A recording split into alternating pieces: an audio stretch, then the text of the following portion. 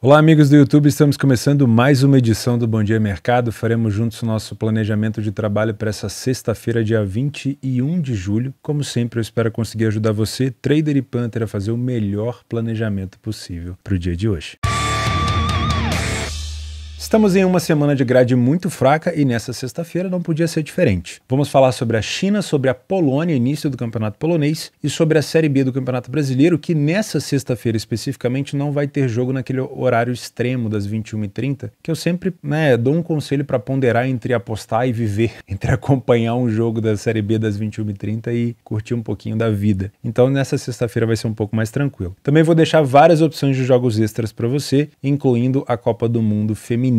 Tá? Só eliminei esses jogos de fazer uma análise mais profunda porque pode ser um pouco pegadinha, tem alguns jogos, algumas equipes que estão vacilando, tem campeonato que está começando, então a gente tem um número de informação ainda um pouco reduzido, tá? Antes da gente começar, o que eu espero de você? O teu like no vídeo e a tua inscrição no canal. Eu queria deixar um agradecimento porque esse canal chegou, hoje eu estou gravando no dia 19, a 250 mil inscritos. É um número muito, muito relevante para mim, eu sou de uma cidade pequenininha, eu sempre gosto de lembrar vocês, e quando eu criei esse canal em março de 2015, eu jamais imaginei que ele iria passar de, sei lá, de 20 mil inscritos, tá? Eu tenho uma série que eu criei no início do canal que chama Under Limite com riscos reduzidos. Ela tá oculta, se vocês quiserem um dia eu libero para vocês darem uma olhada. E eu não colocava imagem, era só áudio, tinha uma vergonha danada. Depois dessa série eu fiquei 2 anos sem postar nada no YouTube e só então que eu fui começando, né? E esse quadro do BDM surgiu em 2019. Então, 20, 21, 22, 23, vai para o 5º ano no ano que vem. E esse ano eu tomei a iniciativa de fazê-lo todos os dias. Não é fácil, viu? Principalmente em dias de grade fraca assim. Antigamente eu não gravava. Se eu não ia trabalhar, eu não gravava. Hoje em dia eu gravo porque eu sei que tem muita gente, mesmo que eu não vá encontrar uma oportunidade, eu sei que tem muita gente que utiliza da minha análise para poder fazer a sua precificação, para poder se preparar. Então é legal saber que vocês estão aqui comigo, cara. É muita gente. 250 mil pessoas é muita gente. Então fica o convite, se você não faz parte desses 250 mil, fica o convite para você participar desse canal se inscrevendo e deixando o like nesse vídeo também, tá bom? Mesmo com uma grade fraca, fica comigo até o final que você vai gostar. Vamos começar então? Shanghai contra um adversário de nome complicado que em alguns sites tem o nome de Kanghu ou Kangzhou, então eu vou evitar falar o nome para não pronunciar errado. O Shanghai, eu sei que é Shanghai SIPG ou atualmente chamado de Shanghai Port. A gente olha para o líder do campeonato com uma cotação de 1,30 e pensa, jogo fácil, jogo acessível, é aqui que eu vou me enfiar. E eu peço para você tomar um pouco de cuidado. Por quê? É muito tranquilo a gente olhar um líder de campeonato com esse tipo de cotação e realmente achar que é uma boa aposta. Porém, vamos dar uma aprofundada? Mesmo o time do Shanghai tendo perdido apenas uma partida nas últimas 10 e vencido 1, 2, 3, 4, 5, 6, 7 das últimas 10 partidas, tem informação por aqui que pode fazer com que essa expectativa de vitória fique um pouco ameaçada. Vamos lá. Dentro de casa foram 5 vitórias em 8 jogos, 63% das vezes saiu na frente. Muito bom. Uma equipe com iniciativa. Falhou em marcar pouco, 13% dos jogos apenas, então é uma equipe muito sólida ofensivamente, certo? Porém, sofreu gol em todos os jogos e acaba tendo um índice de ambas marcam maior até do que os seus adversários debaixo da tabela. Então é uma equipe que não passa confiança defensiva. Pode produzir mais ofensivamente do que sofre defensivamente? Pode, mas é uma equipe que, por exemplo, se você trabalhar ao vivo, pode te apresentar risco de tomar gol contra a posição. É complicado. Do outro lado, o Everbright, que tem o nome aqui antigo ainda, né, que é o Kangzhou, vou chamar desse jeito, tem 2 vitórias em 7 jogos, não é um excelente visitante, porém saiu na frente em quase 60% dos jogos fora de casa. Então é uma equipe de iniciativa, uma equipe que toma a iniciativa fora de casa. Não falhou em marcar em nenhum jogo e ficou sem sofrer gol em apenas 14% dos jogos. Muito parecido com o Shanghai, o líder do campeonato. Tem iniciativa, marca muito e sofre com muita frequência. Então me parece um jogo com uma tendência maior de gols do que de olhar apenas para o lado do favorito. As médias de gols marcados e sofridos não estão muito longe, mesmo que a posição na tabela do adversário seja bem diferente. O adversário está aqui na 10ª colocação. Fazendo um filtro apenas no primeiro tempo, a gente consegue ver que o Shanghai não tem um primeiro tempo tão efetivo, marca mais do que sofre, porém não tem um número de vitórias tão diferente do seu adversário. O número de derrotas também não é muito diferente, o número de gols marcados marcados também não é muito diferente, sofre um pouquinho menos de gol. No segundo tempo a mesma coisa, eu tenho crescimento no número de gols marcados do favorito, mas eu também tenho um crescimento no número de gols sofridos, então eu não consigo criar toda essa confiança que o mercado está esperando. O que realmente tem de bom o Shanghai? É o número de gols marcados de cabeça. O time adversário sofre nesse fundamento e isso realmente pode ser uma arma a favor da equipe favorita, mas mesmo assim, sinceramente, acho que não é um jogo para 1,30 do Shanghai SIPG ou Shanghai Port. Se você é um trader, vai trabalhar numa bolsa esportiva, 8h35 da manhã, a primeira coisa que você tem que ficar de olho é liquidez. Vai para ao vivo esse jogo? Vai abrir na Betfair? Ele vai ter liquidez suficiente para você? Se sim, ótimo. Agora, toma muito cuidado ao vir com essa expectativa de back favorito no primeiro tempo, porque o time adversário tem iniciativa, costuma abrir o placar e o Shanghai não faz bons primeiros tempos. Então é um jogo onde você tem um alto índice de poder tomar gol contra a posição, de poder se complicar, e o Shanghai, se sair atrás do placar, vai ter que buscar recuperação. Então toma um pouco de cuidado. Se você é punter, eu gosto de dois cenários. O primeiro é o over 1,5. Obviamente, é um cenário mais indicado para você trabalhar ao vivo, porque essa cotação do over 1,5 no pré-live, ela deve estar muito baixa, ó, 1,18. Isso aí, para mim, não vale a pena. Se você conseguir pegar ao vivo, acima de 1,40, 1,45, pode ser bem interessante. Talvez esse tipo de cotação que eu citei só apareça mesmo lá para o fim do primeiro tempo. Outra situação que pode ser interessante é o ambas marcam. E aqui não é uma dica assim tão fácil de comentar, porque é uma cotação alta, o mercado não espera. Porém, o Shanghai é uma equipe que sofre gol quase todos os jogos em casa. Para não dizer todos os jogos, porque tem jogos de Copa que ele também joga e às vezes não toma, mas no campeonato chinês ele tomou gol em todos os jogos. E o adversário é um time que marca com muita frequência. No histórico de confronto entre eles, me parece um jogo com bastante gols. Então, pode ser uma expectativa esse ambas marcam. Claro, se for trabalhar, talvez trabalhe com uma stake menor e tudo mais, porque é um mercado mais difícil, porém, não é ruim pensar no Shanghai sofrendo gol por aqui também. Às 15h30, temos o início do campeonato polonês, que no ano passado foi vencido pelo time de nome difícil Rakow Częstochowa. É um time rico agora na Polônia que vai tentar fazer frente ao Legia, que é o maior campeão da Polônia. O Legia, tá? Varsóvia. Eu chamo na maioria das vezes de Legia Varsóvia, mas muito provavelmente seja Legia, tá? Então, me perdoe. O LKS, ele subiu como campeão da segunda divisão e não era um bom visitante. Era um bom mandante, mas não era um bom visitante. A última temporada do Legia, como a gente não tem tantos dados dessa temporada agora que vai começar, afinal de contas é a primeira rodada, na última temporada, o Legia foi em perseguição ao líder Rakow, não conseguiu, se eu não me engano foram 3 pontos de diferença. O Legia fez um excelente mando de campo, né? Aproveitou muito bem do seu mando, foram 12 jogos, 5 empates e nenhuma derrota. O único time invicto, se eu não estou enganado, dentro de casa na competição. Porém, historicamente falando, o Legia é uma equipe que cede muita oportunidade para os adversários, principalmente contra o LKS. Se a gente pegar os últimos jogos entre eles, foi 3-2, 3-1 e 3-2. Venceu os 3, mas sofreu gol também nos 3. Tá? Por mais que eu tenha um dos maiores campeões da Polônia em campo, que fez frente ao campeão no ano passado, que vai enfrentar uma equipe que veio da segunda divisão, é uma equipe que cede muita oportunidade para o adversário, então eu tomaria cuidado principalmente na primeira rodada, tá bom? Se você é trader, eu não sei como vai estar a liquidez do campeonato polonês nessa primeira rodada. Se estiver interessante, se esse jogo for realmente abrir na Betfair, pode ser um jogo para você ficar de olho no comportamento do LKS Lodz aqui. Se ele for um comportamento de uma equipe que subiu para a primeira divisão, né? Tava na segunda, subiu para a primeira,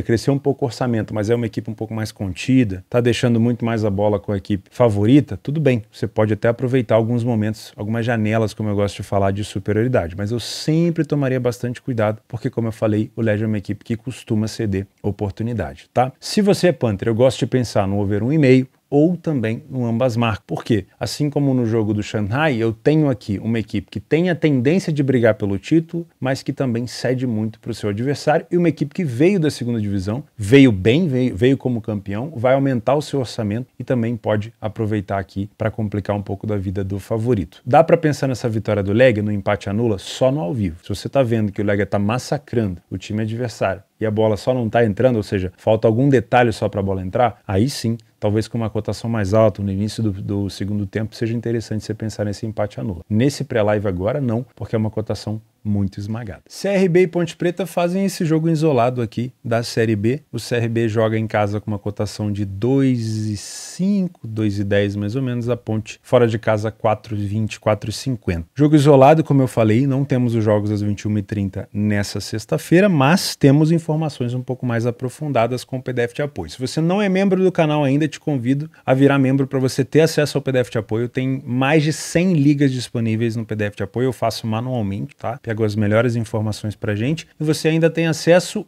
a os vídeos exclusivos de pós-planejamento, de estudos de caso que vão vir agora no início da temporada. O valor é extremamente simbólico, então você clica aí em Seja Membro e faz parte, porque realmente vale muito a pena. Mas fica tranquilo, você que não é membro vai conseguir ver aqui na minha tela o PDF de apoio sem problema nenhum, tá? Perceba pelas cores mais amareladas, tendendo para o vermelho, que são equipes frágeis, são equipes que não estão tão bem assim na tabela. O CRB tem a 14ª melhor campanha dentro de casa e a Ponte Preta tem a 11ª melhor campanha fora, se é que vale a pena ranquear como 14ª e 11ª melhores campanhas, porque, sinceramente, são equipes lá de baixo da tabela, dentro de casa. Olha só, CRB tem 3 vitórias, está ocupando lá a 14ª colocação, e a Ponte Preta ainda está no meio de tabela, não tá tão ruim, mas mesmo assim poderia estar melhor. Não temos nenhuma equipe com muita iniciativa, o CRB foi o primeiro a marcar em 38% dos jogos, a Ponte Preta também. O CRB falha menos em marcar, aqui a gente já consegue encontrar um grande problema da Ponte Preta, principalmente fora de casa, que é o nível ofensivo. Foram 3 gols marcados apenas em 8 jogos e 9 gols sofridos. Não é uma defesa que sofre tanto, mas não é um ataque que consegue produzir. O número de gols sofridos do CRB é a mesma coisa, mas é uma equipe que marca bem mais gols. Em relação a jogos sem sofrer gol, a mesma coisa, 38% para cada um. O CRB tem um primeiro tempo melhor, com mais gols marcados, porém também sofre mais gols. É aquele famoso cobertor curto. Tem um bom ataque, mas tem uma defesa que deixa a desejar. O número de vitórias é o dobro, o número de derrotas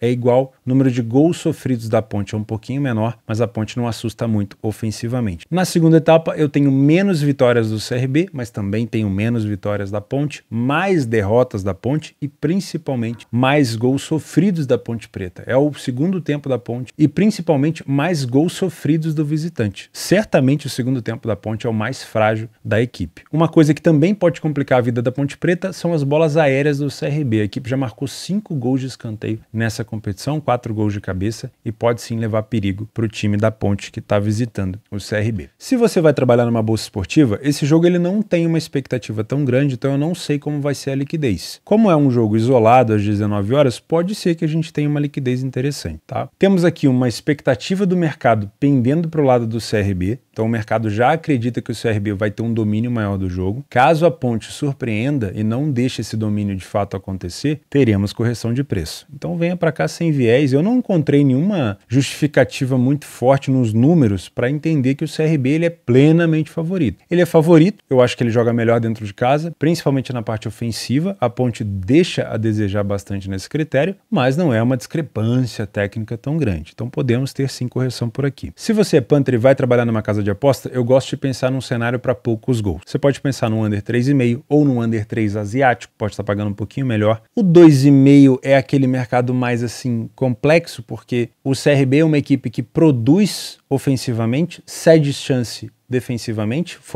ambas marcam sim nas últimas 7 partidas que ele fez, então é um pouco mais arriscado, porém teve o under 3,5 nas últimas 10 da Ponte, nos últimos 10 dos 10 jogos que a Ponte disputou foi under 2,5, então pode ser que esse 2,5 também tenha fundamento. Eu prefiro puxar um pouquinho mais para 3 gols, acho que 3 gols é um mercado limite assim interessante para pensar, tá? Então o under 3 asiático ou o under 3,5 pode ser mais interessante, mas não acho que é um jogo para 0-0, vai me surpreender se for, porque dentro de casa o CRB costuma ir para cima, tem a bola aérea, tem os escanteios, então pode ser uma boa opção buscar um gol ao vivo. O jogo tá 0-0, o CRB tá indo para cima, a Ponte tá também tendo algum tipo de contra-ataque, pode ser interessante você esperar a cotação ali do over limit melhorar para tentar buscar um gol, ou numa situação de extremidade, o CRB tá vencendo em casa, tá sendo atacado pela Ponte porque ela tá buscando recuperação e o CRB tá tendo contra-ataque, e aí talvez numa situação de 1-0 para o CRB também vale a pena buscar mais um gol na partida, mas aí é um cenário ao vivo. vivo, tá? É muito mais fácil você ter essa percepção no live. No pré-live, eu acho que é um jogo tendendo ali entre 1 e 3 gols no máximo. Vai me surpreender muito se passar disso. Nas opções de jogos extras para essa sexta-feira, começaria pela manhã, 8h35. Na verdade, tem alguns jogos antes, mas eu vou começar falando esse aqui porque eu sei que tem muita gente que acorda um pouquinho mais tarde. O Tanjin Teda vai enfrentar o Shenzhen, que é o pior time da competição e fora de casa sofre muito gol. Já foram 24 gols sofridos fora de casa. É super favorito aqui, mas eu não acho que seja interessante você buscar a vitória do favorito. Acho que pode ser um jogo para gols, tá? Não duvido que a gente possa ter até um over 2,5. E a cotação tá aqui por volta de 1,55. Não sei se é tão ruim, dá para você pegar ao vivo com uma cotação melhor, tá? Mas pode ser interessante. Às 2 horas da manhã, a Suíça enfrenta Filipinas na Copa do Mundo Feminina. Às 4h30 da manhã, a Espanha enfrenta a Costa Rica. Essa cotação da Espanha, não se assustem, tá? Espanha e Estados Unidos são seleções muito, muito fortes. Os Estados Unidos está aqui às 22 horas. Ó, tá 1, não tá nem 1-0-1. Porque é provável que os Estados Unidos coloquem aqui 5, 6, 7-0, tá? Então Espanha, Estados Unidos devem vencer e tem essa opção de você ficar de olho na Suíça, mas aí é 2 horas da manhã, é bem complicado. 7h30 da manhã, eu não aconselho se amarrar no Ulsan Hyundai, tá? As últimas 2 vezes que eu fui acompanhar esse time, ele perdeu. Tomaria um pouco de cuidado. É melhor do que o Jeju United? É melhor, mas eu tomaria um pouco de cuidado. Mesmo assim, é um excelente time dentro de casa. Jogo pro ao vivo, tá? Início do Campeonato Russo, Dinamo Moscou contra o Krasnodar. O Campeonato Russo eu tô sempre deixando ali de lado por conta dessas polêmicas aí. Enfim, tem reduzido muito a liquidez também por conta dessas polêmicas aí. Então isso também tem me tirado um pouco de interesse. Mas uma hora tem. Tá iniciando, tá? O Campeonato Dinamarquês também começa. O Midtjylland pode ser interessante. O Midtjylland, ele acabou não fazendo um bom campeonato no campeonato passado, né? Ele chegou até a disputar